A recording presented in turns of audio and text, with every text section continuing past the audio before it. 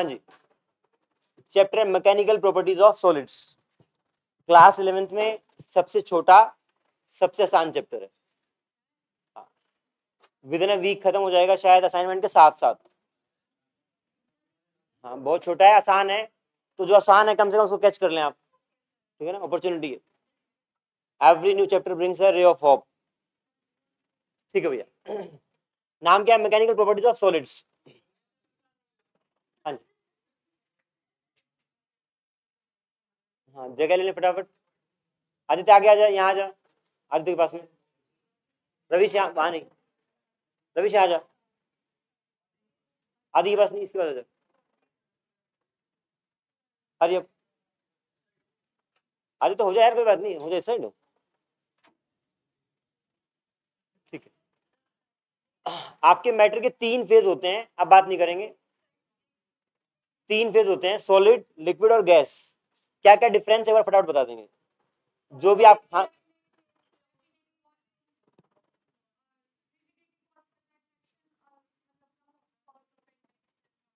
ठीक है, आप बताएं, आदित्य आप बताएं लिक्विड के बारे में, एक या 2 प्रॉपर्टी उसकी। आपको सॉलिड, लिक्विड और गैस में डिफरेंशिएट करना है।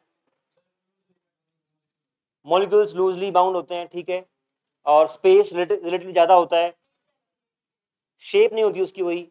क्या वॉल्यूम फिक्स होती है लिक्विड की? वॉल्यूम फिक्स होती है। गैस पे आ जाए, गैस में क्या होता है?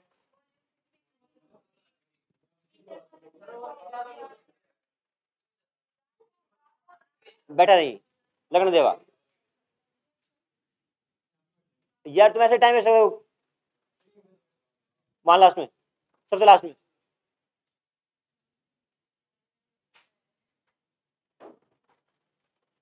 ठीक है, आपकी तो सॉलिड, लिक्विड और गैस की अलग अलग प्रॉपर्टीज रहती हैं। हमें चैप्टर में कंसिडर करना है सॉलिड्स को। सॉलिड की एक बहुत विशेष प्रॉपर्टी है रिजिडिटी। क्या प्रॉपर्टी है?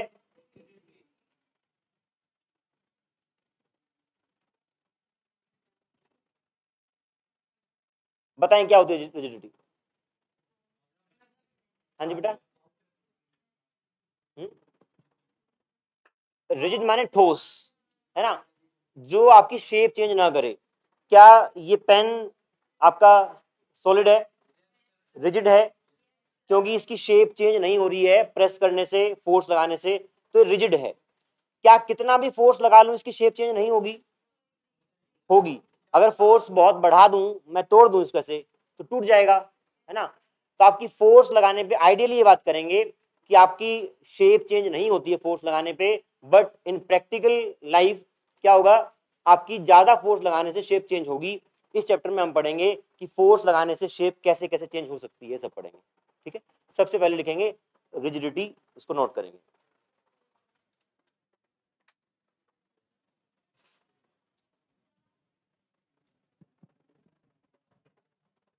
rigidity is a property of solid. Rigidity is a property of solid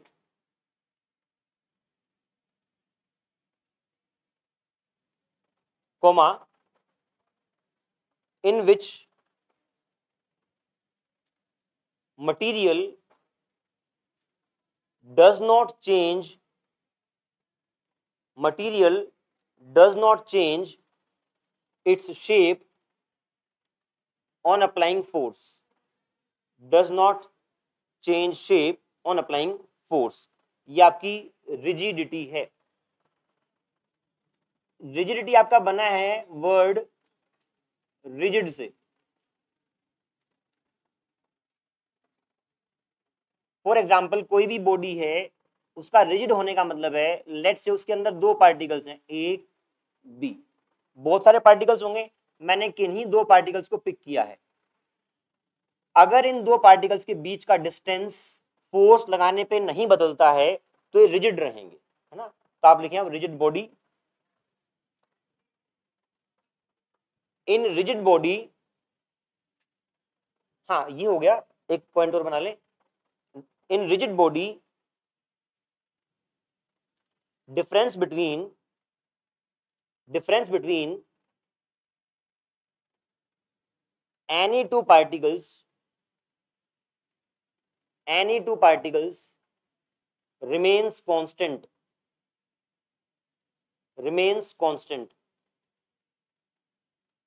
even after applying force. अगर शेप चेंज नहीं होनी है तो फोर्स लगाने पे किन्हीं भी दो पार्टिकल्स के बीच का डिस्टेंस नहीं बदलेगा. ये आपका रिजिड बॉडी की डेफिनेशन है. फिर कुछ और कीवर्ड्स हैं, आप सबको नोट करेंगे एक एक करके. एक है डिफॉर्मिंग फोर्स,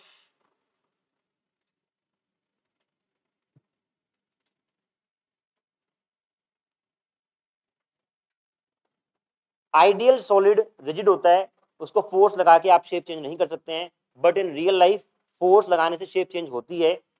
तो जो फोर्स आपके बॉडी को डिफॉर्म करती है या शेप चेंज करती है उसको बोलते हैं डिफॉर्मिंग फोर्स. नोट डाउन करें. The force which changes the shape of solid is called deforming force.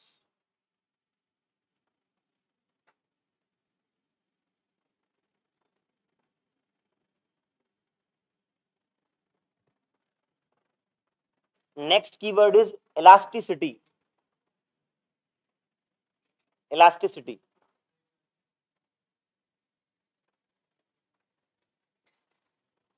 क्या ऐसा होता है क्या आप फोर्स लगाएं तो कोई बॉडी अपना शेप चेंज कर ले, बट उसी फोर्स को आप हटा दें तो वापस अपनी शेप गेन कर ले? एग्जांपल दें. Rubber.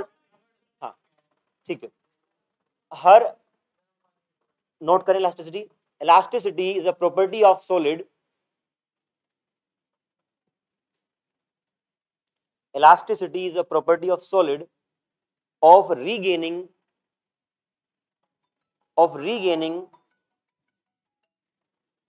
its original shape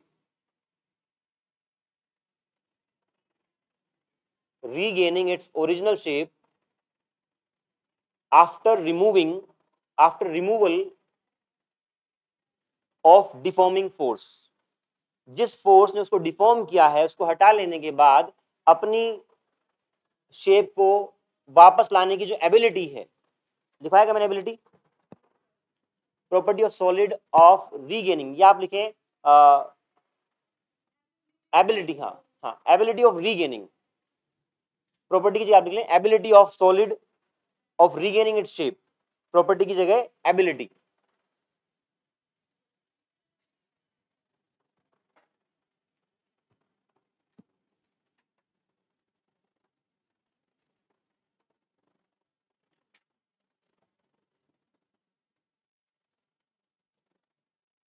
next is perfectly elastic body.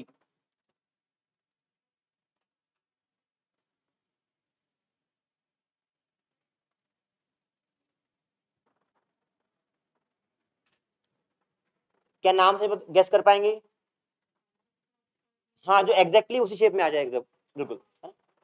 Perfectly elastic body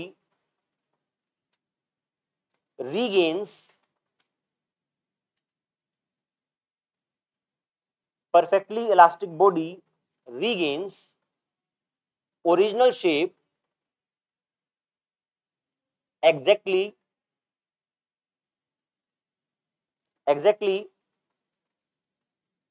after removal of deforming force.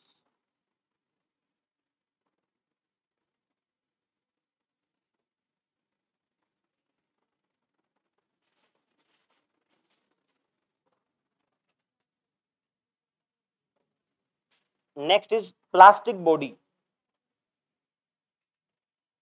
आप इसको जो आपकी नॉलेज है इलास्टिक और प्लास्टिक की उससे कंपेयर नहीं करेंगे, ये अलग चीज है, थोड़ी अलग उससे.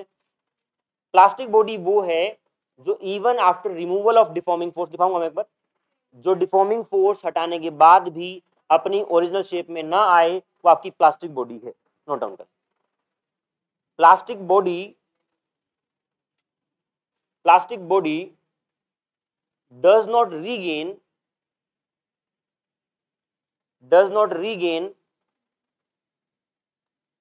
its original shape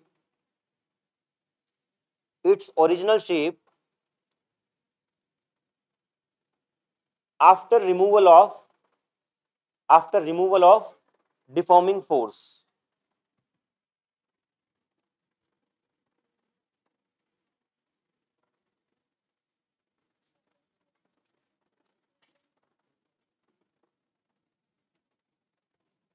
next is restoring force. देखिए आप, डिफॉर्मिंग फोर्स का उल्टा है रिस्टोरिंग फोर्स। कैसे देखेंगे ध्यान से एक बार। जैसे एक स्प्रिंग होता है ना, स्प्रिंग को अगर आप बाहर से फोर्स लगाओगे तो ये फोर्स कहलाएगी डिफॉर्मिंग फोर्स, जो उसको डिफॉर्म कर रही है। लेकिन जैसे आप बाहर से फोर्स लगाओगे, स्प्रिंग के अंदर से खिंचाव बनेगा, जो अंदर से खिंचाव बनेगा उसको बोलते हैं रिस्टोरिंग फोर्स, जो उसको वापस उसी शेप में लाना चाहती है। ठीक है, देखिए आप, restoring force is force of body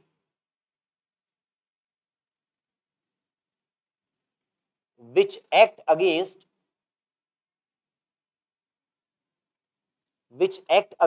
deforming force, which act against deforming force to regain original shape,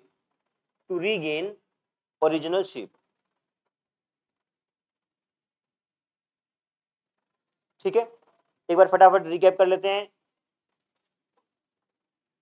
आप बताएं बेटा, रिजिडिटी क्या होती है?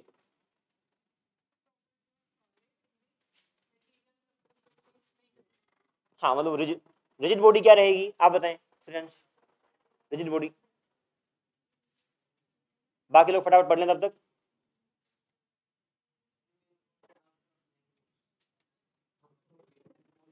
तनिष बताएगा।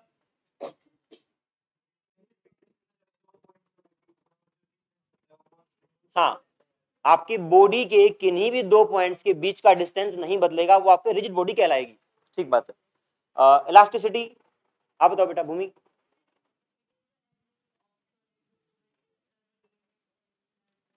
हाँ, उसकी ability to regain original shape is called elasticity. Next है परफेक्टली इलास्टिक बॉडी, आप बताओ बेटा।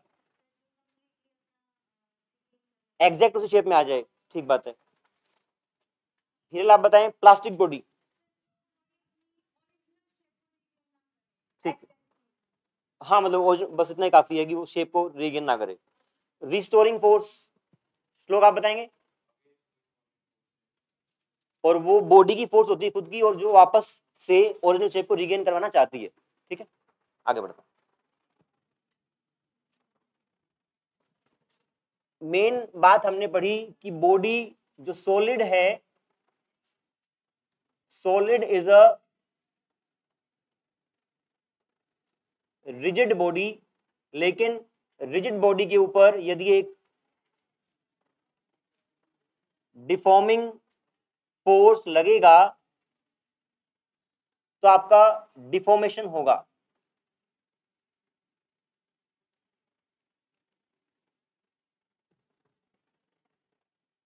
इस चैप्टर में डिफॉर्मिंग फोर्स के लिए हम एक वर्ड यूज करेंगे, स्ट्रेस। और डिफॉर्मेशन के लिए एक वर्ड यूज करेंगे, स्ट्रेन।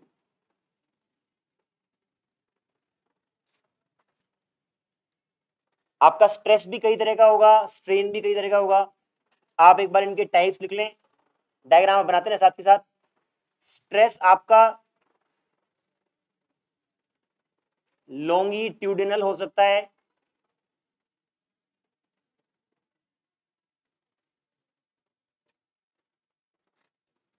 वॉल्यूमेट्रिक हो सकता है, और आपका शीयर स्ट्रेस हो सकता है। बताऊंगा क्या क्या होता है। Longitudinal, volumetric and shear. Similarly strain भी तीन तरह का हो सकता है, लॉन्गिट्यूडनल, वॉल्यूमेट्रिक एंड शीयर।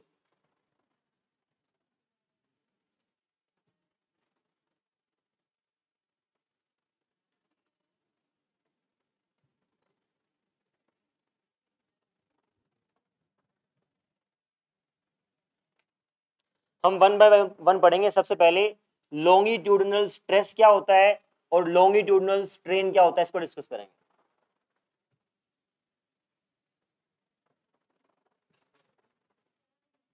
ठीक है, आराम से कर।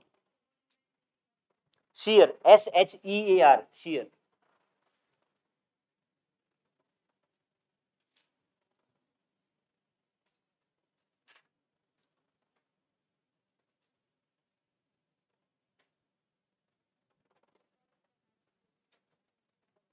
जनवरी,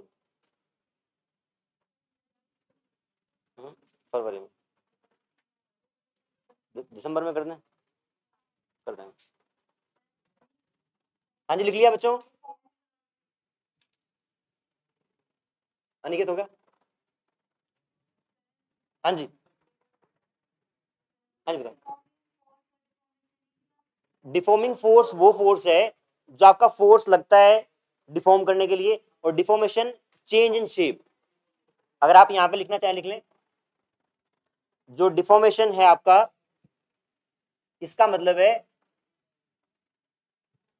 change in shape,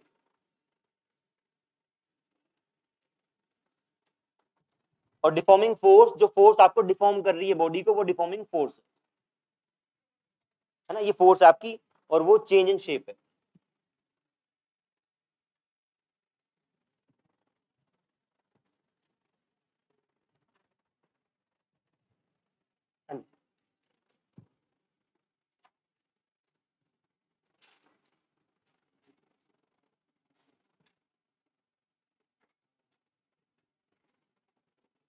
longitudinal stress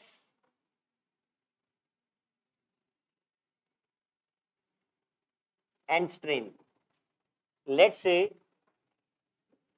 ये एक सीलिंग है, सीलिंग से एक मेटल की वायर लटक रही है, इसकी लेंथ है L, इसका area of cross section is A, इसके ऊपर मान लो एक फोर्स लगी F, उस फोर्स के लगने के कारण इसकी लेंथ बढ़ गई,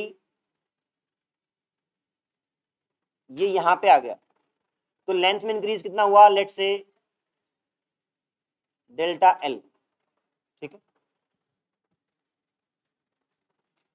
इस केस में आप बताएं आपके सामने डिफॉर्मिंग फोर्स कौन सी होगी, F, ये आपकी डिफॉर्मिंग फोर्स है।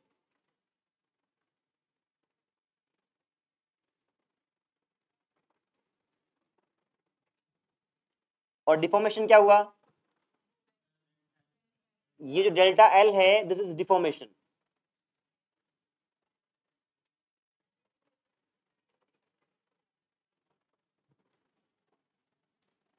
ठीक है, अब डिफॉर्मिंग फोर्स को हमने बोला था स्ट्रेस, हालांकि फोर्स, डिफॉर्मिंग फोर्स और स्ट्रेस में हल्का सा अंतर है, आप नोट डाउन कर लेंगे क्या है वो।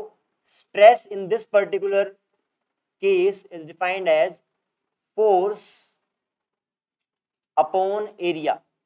कौन से वाला एरिया, ये क्रॉस सेक्शन एरिया। यहां पे आप लिखना चाहें तो, और बेटर लिखना चाहें तो क्रॉस सेक्शन एरिया कर लें, इसको आप लिख लें force along length of wire, और इसको बोल लें cross section area of wire. Wire या रोड जो भी यहां पे हैंग्ड है उसका। Stress is defined as force upon area. Deforming force और स्ट्रेस रिलेटेड है आपके, क्योंकि उस पर डिपेंड कर रही है वो, फोर्स पे ही, तो डिफॉर्मिंग फोर्स बढ़ी हो तो स्ट्रेस बढ़ा है। ठीक है, next is strain.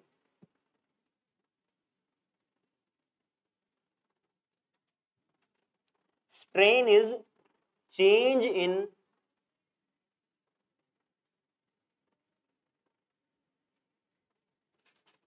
Length of wire upon original length.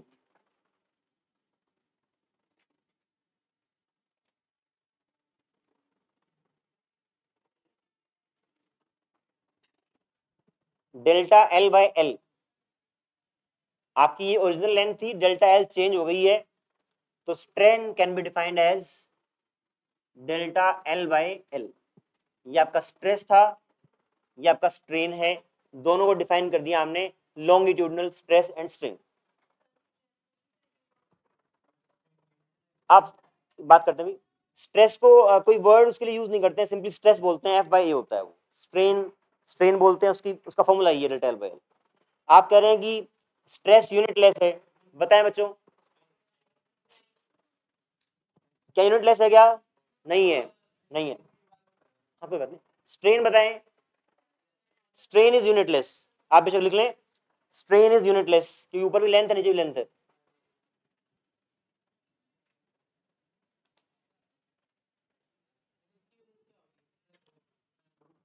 इसकी वही किसकी, स्ट्रेस की, न्यूटन पर मीटर स्क्वायर, तो आपको बतानी चाहिए यार, न्यूटन पर मीटर स्क्वायर। प्रेशर की भी यही होती है क्या? फोर्स अपॉन एरिया ये सेम होती है। ठीक, इस चैप्टर में हम क्या पढ़ रहे हैं कि किसी सॉलिड के ऊपर फोर्स लगाएंगे तो उसकी शेप चेंज होगी। हमने एक तरीके से शेप चेंज देख ली, कैसे? जब आप लेंथ के अलॉन्ग फोर्स लगाओगे तो उसकी लेंथ में चेंज हो जाएगा, वो आपका स्ट्रेन है, तो डिफॉर्मेशन है, और जो आपने डिफॉर्मिंग फोर्स लगाया है वो स्ट्रेस के प्रोपोर्शनल है। ठीक है, देख लिया ये?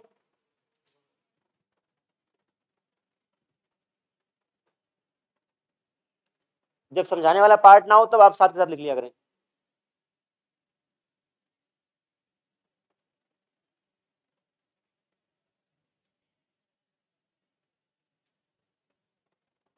तभी इस टाइम की एडजस्टमेंट होगी।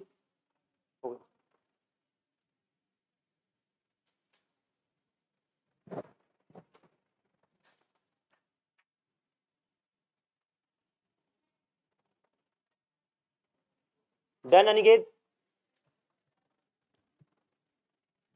नेक्स्ट इज वॉल्यूमेट्रिक स्ट्रेस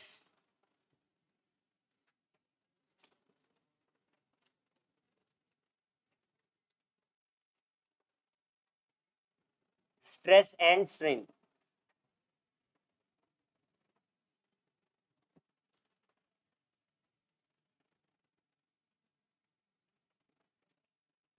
ये मान लिया आप वोटर है,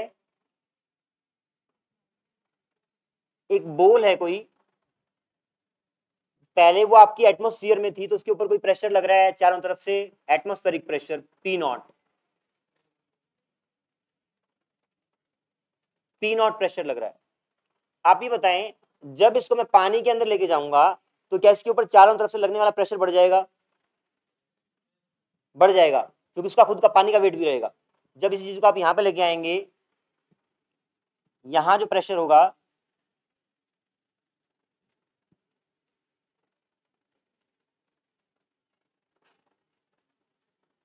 लेट से वो P naught plus delta P है। प्रेशर क्या है? P naught plus delta P. यहां पे जो इंक्रीमेंटल प्रेशर है,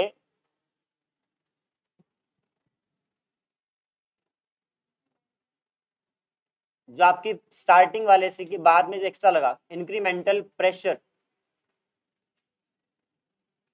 क्या वो डेल्टा पी है?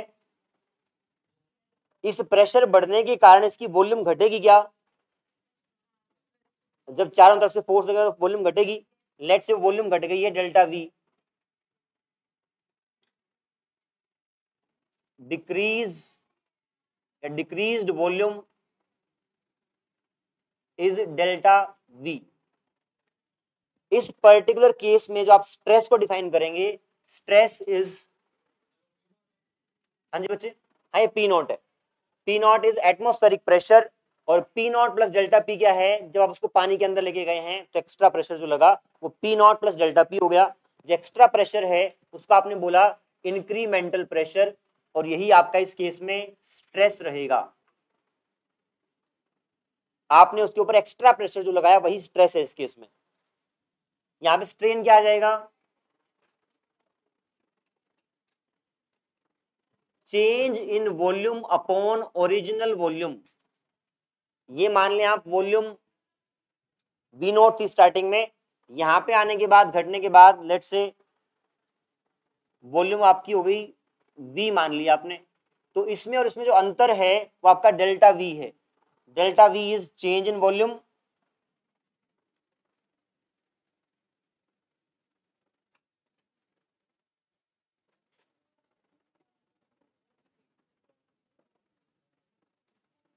Upon original volume.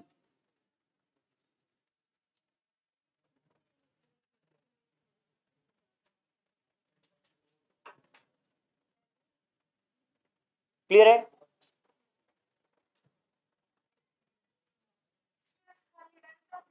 हाँ जी, जो बढ़ा हुआ प्रेशर है वो डेल्टा पी आपका स्ट्रेस है, इंक्रीमेंटल प्रेशर, उसी के कारण आपका वॉल्यूम चेंज हुआ है, वो आपका डेल्टा वी हुआ है।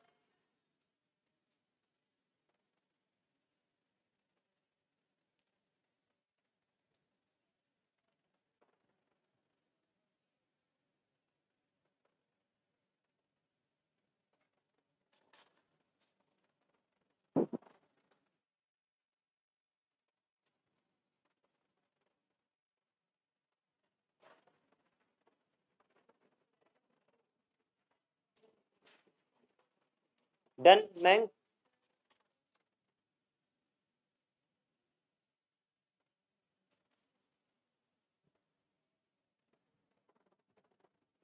थर्ड कौन सा है?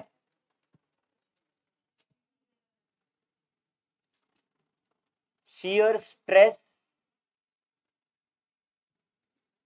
and strain।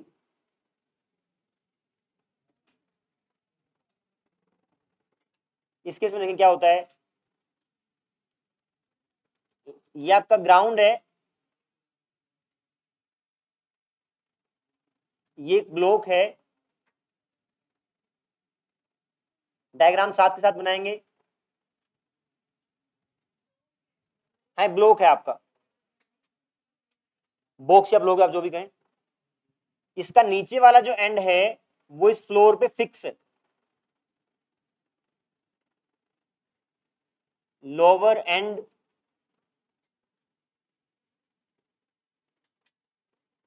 Of block is fixed.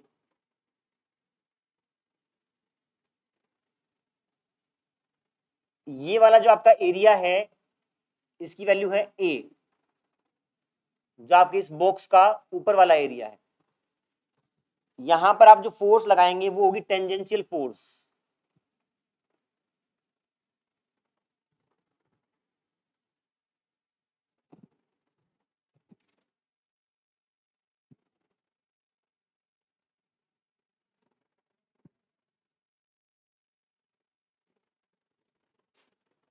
अब बताएं, आपका बॉक्स अगर ग्राउंड वाला पार्ट फिक्स है और आपने ऊपर वाले सरफेस पे उस सरफेस के टेंजेंशियल फोर्स लगाई, तो बॉक्स किस साइड जाए, क्या होगा इसका? नीचे वाला पार्ट फिक्स है, ऊपर वाले फोर्स लगाएंगे, क्या वो थोड़ा स्लांट नहीं हो जाएगा? हाँ जी। फॉर एग्जाम्पल अगर आपको ये भारी सी बुक है, इसके नीचे वाले पार्ट को फिक्स कर दें और ऊपर इस सरफेस के फोर्स लगाएं, तो ये ऐसे टिल्ट होगा आपका, है ना। अगर ये तो बुक है परफेक्टली सॉलिड होगा तो माइक्रोस्कोपिकली वो आपका जरूर बेंड करेगा आगे की तरफ, ठीक।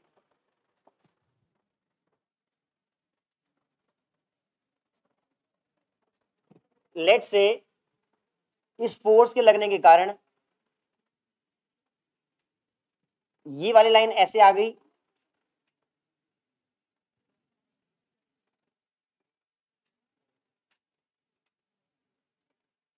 ये ऐसे टिल्ट हो गया आगे की तरफ, ठीक है। ये जो लेंथ है ये L है, और जितना ये आगे चला गया है इसको बोला गया है डेल्टा L। ये वाला सिरा यहां आ गया है, इसको डेल्टा L बोला है। फर्स्ट केस में फोर्स की डायरेक्शन और डेल्टा एल की डायरेक्शन यहां पे अंतर आएगा। पहले वाला केस आप देखें एक बार, उसमें क्या था, लेंथ के अलोंग ही फोर्स था और लेंथ क्या लूंगी, आपकी लेंथ बड़ी थी, ठीक है। यहाँ पे क्या किया है, आपकी लेंथ ऐसे है, उसके ऊपर वाले फेस पे ऐसे फोर्स लगाया है, उसके कारण डेल्टा एल यहाँ पे आया है। इस पर्टिकुलर केस में जो स्ट्रेस कहलाएगा, जो आपका शीयर स्ट्रेस बनेगा, shear stress is tangential force upon area of upper surface. इसको लॉन्गिट्यूडनल से कंपेयर करेंगे तो कैसे करेंगे, वहां पे आपका फोर्स ऐसे था, एरिया के परपेंडिकुलर लगा था, एरिया ऐसे है तो ऐसे लगा था। यहाँ पे अगर एरिया ऐसे है तो उसके परपेंडिकुलर न लग के उसके अलोंग लगा है, टेंजेंशियल फोर्स है, ठीक है, ये बात ध्यान रखनी है। और एरिया यहाँ पे अपर सरफेस का यूज होगा, तो shear stress is F by A. इसके बाद आप डिफाइन करेंगे shear strain, shear strain is delta L, या आप लिखें चेंज इन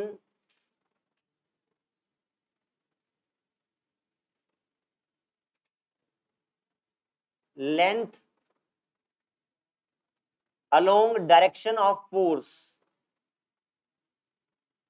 वेदांत आवाज नहीं करेंगे, direction of force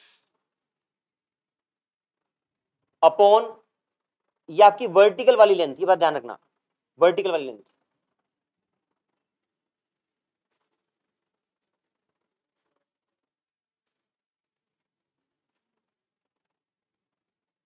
simply delta L by L. हाँ ये वाली लेंथ रहेगी, ये वाली नहीं लेनी है, इसलिए लिखवाया है।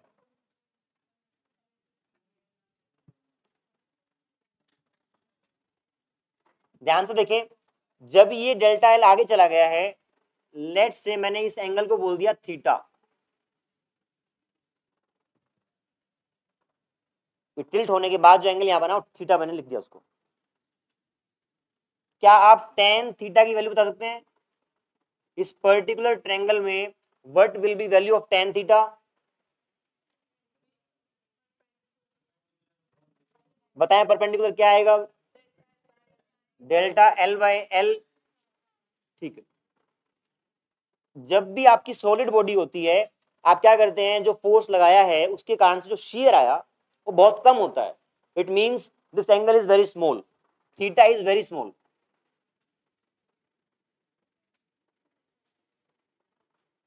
स्मॉल क्यों है, क्योंकि सॉलिड अपनी शेप को बहुत ज्यादा चेंज नहीं करता है, जो थीटा में छोटा रहेगा। अगर थीटा बहुत छोटा है तो there can be approximation tan theta can be written as just theta when theta is small। क्या ये अप्रोक्सीमेशन पहले भी आया कहीं पे, नहीं आया? तो आप नोट कर लें, दो अप्रोक्सीमेशन होते हैं ऐसे, tan theta can be written as almost equal to theta and sin theta can be written as theta, कब, when theta is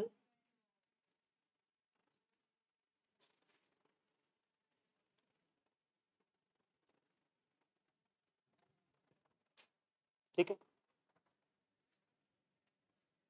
यहां पे जो आपका शियर स्ट्रेन आया है, it can also be written as just theta.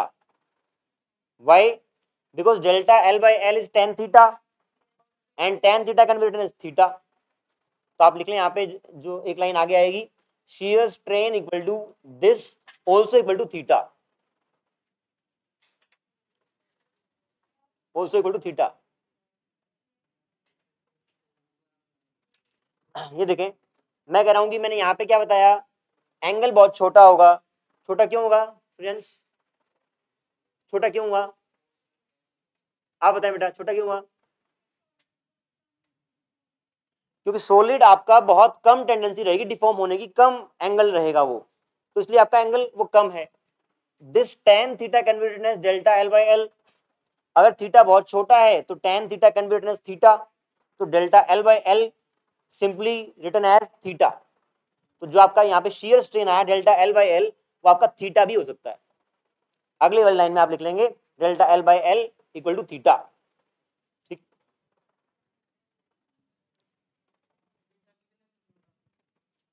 Theta यार बहुत आपका ऐसा एग्जैक्ट कोई वो रूल नहीं है, बट हाँ 1 डिग्री 2 डिग्री 3 डिग्री तक आप ले सकते हैं आराम से।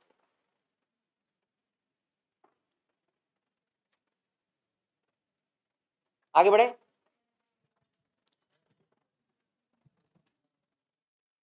एक बार देखते हैं क्या किया हमने। लॉन्गिट्यूडिनल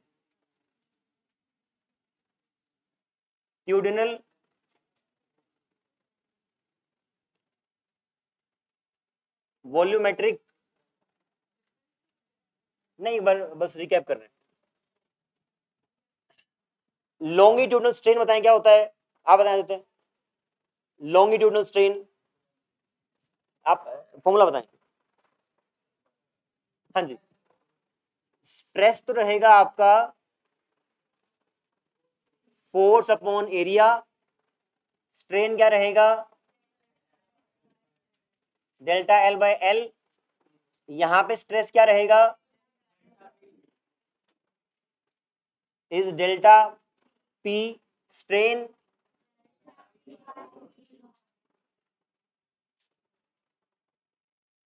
यहां पे stress is F by A. Strain के दो फॉर्मूले हो जाएंगे delta L by L also equal to theta. अब यहां पे ये बताएं इस फोर्स की डायरेक्शन के बारे में कुछ कमेंट करना है आपको। किसके परपेंडिकुलर, एरिया की और रोड की लेंथ के अलोंग, अलोंग। और ठीक है, ये आपका ये वाला एरिया कौन सा है, प्रोजेक्शन एरिया। डेल्टा एल जो लेंथ बढ़ी उसकी डायरेक्शन के बारे में कोई कमेंट। हाँ वो भी लेंथ के अलोंग ही बढ़ी है, ये आपकी ओरिजिनल लेंथ है। यहां पे डेल्टा पी क्या है, जो आपका पहले के मुकाबले अब प्रेशर बढ़ गया है वो इंक्रीमेंटल प्रेशर है, उसी को स्ट्रेस बोलते हैं। डेल्टा वी क्या है, वी नॉट ओरिजिनल वॉल्यूम। यहां पे जो फोर्स है उसकी डायरेक्शन के बारे में कोई comment. Tangential to upper surface या आप कहें एरिया के टेंजेंशियल या अलोंग। ठीक, ये वाला एरिया कौन सा है, अपर सरफेस का। ये डेल्टा एल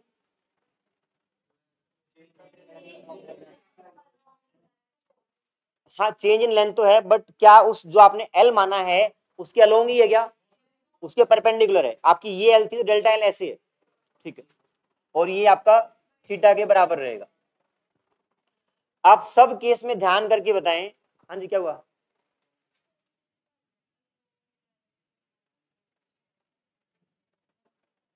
आज की बात नहीं उठाएंगे, कोई बात नहीं।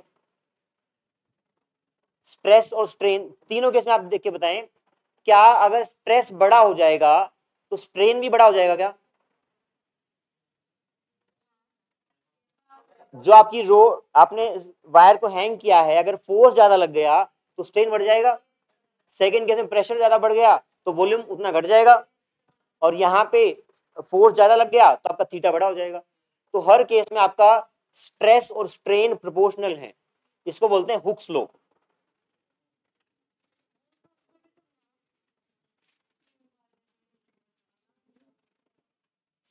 Hooks law is simply defined as stress is directly proportional to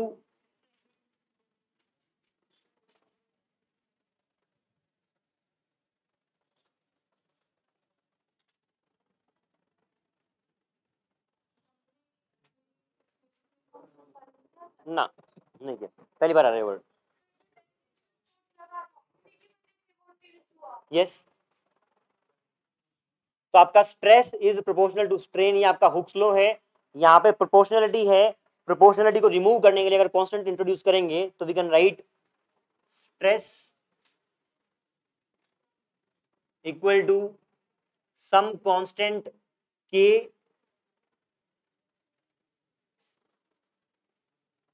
into strain. हमने, हाँ जी बेटा, ये के कांस्टेंट आपका जो स्मॉल के है कांस्टेंट है, इसको आप बोल सकते हैं इलास्टिसिटी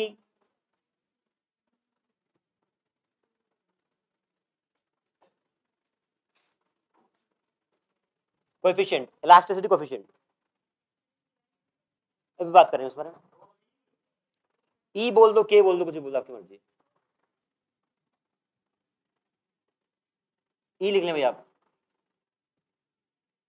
इलास्टिसिटी कोएफिशिएंट आपका ई है, कोई दिक्कत नहीं है।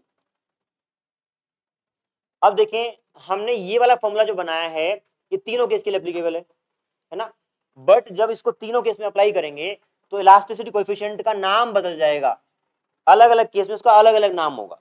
ठीक है, लिख लिया वाला। देखते हैं लॉन्गिट्यूडनल वाले में क्या नाम होगा उसका।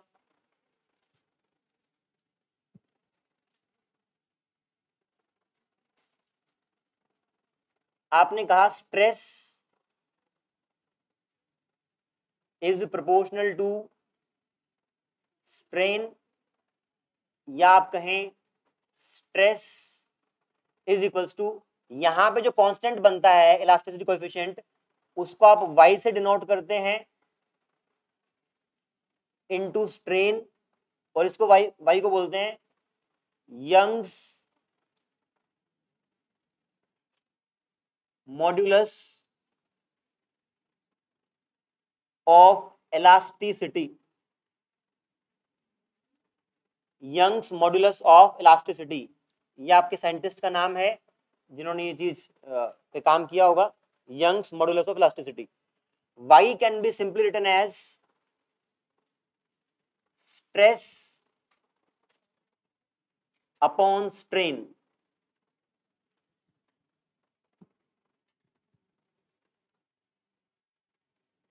F upon A delta L upon L। Very very very important relation, इस चैप्टर में बहुत बार यूज होगा। न्यूमेरिकल्स जो आते हैं लगभग लगभग 80% न्यूमेरिकल्स इसी ऊपर बेस्ड होते हैं, इस फॉर्मूले के ऊपर।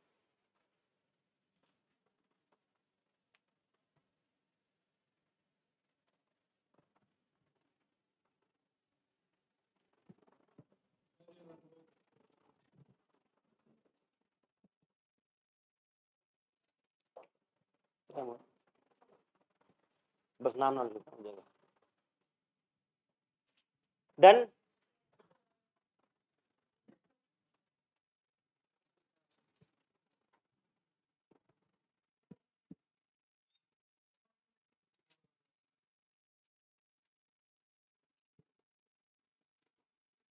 वॉल्यूमेट्रिक, वॉल्यूमेट्रिक में ये जो कांस्टेंट है इसको आप बीटा से रिप्रेजेंट करते हैं, और इनटू स्ट्रेन, इसका नाम है बीटा इज नॉन एज, इसका नाम क्या कहते हैं इसको, बल्क मॉड्यूलस।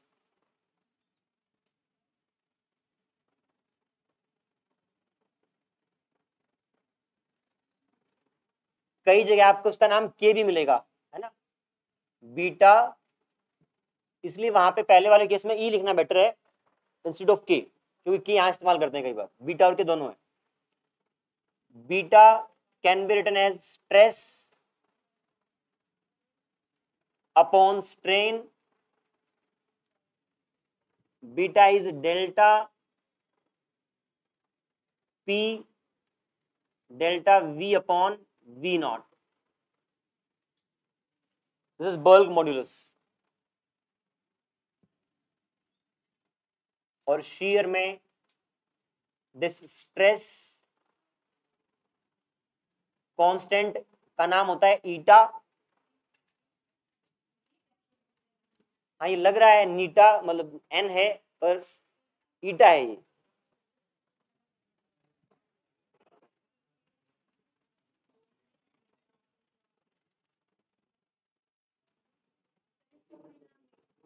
नाम देंगे इसको, इसका नाम है मॉड्यूलस ऑफ रिजिडिटी।